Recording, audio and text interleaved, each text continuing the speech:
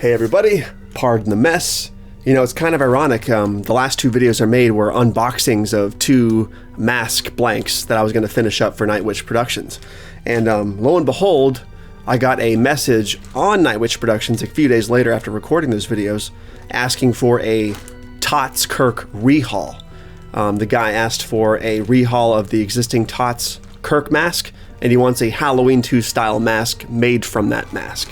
I've done one of these before in the past. I made a pseudo sort of mashup of Halloween 1 and 2 for my friend Josh, and he really enjoyed the way it looked. I'll show some clips right here. This is how that rehaul looked.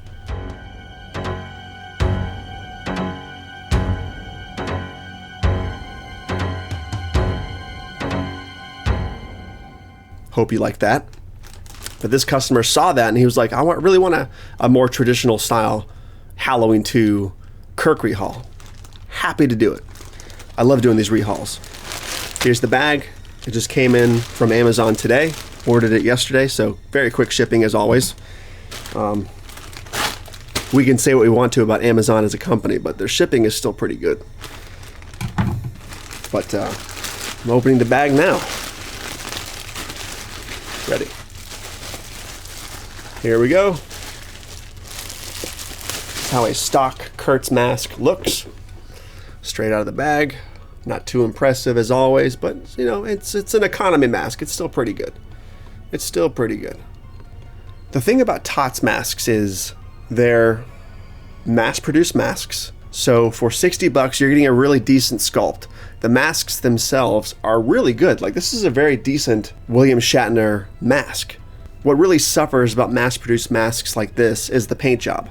The hair is pretty good, but the paint jobs usually suffer because they're going so quick. The sculpts are great. The sculpts are really good. So if you want a high quality mask and you can't spend the money on an independent artist's mask, 'cause those can range from $2 to $3 to $4 to over $1,000.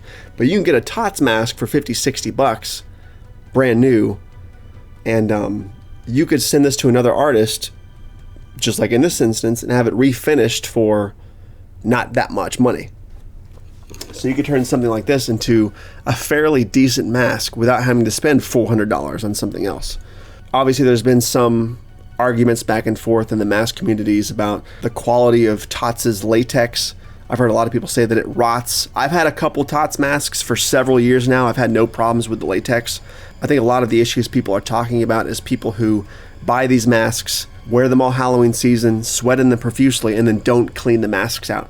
So they throw them in a closet somewhere, they're misshapen, they're not stuffed properly. They lay there with the sweat inside, they're absorbing whatever else, they're gross, they're soggy, and they start to rot faster than they would normally. So I think that's the problem with TOTS masks, or at least with people's experiences with TOTS masks. Like I said, I've had no problems with them really. I'm not a huge fan of economy or of mass-produced masks, so I don't really buy too many of TOTS' stuff.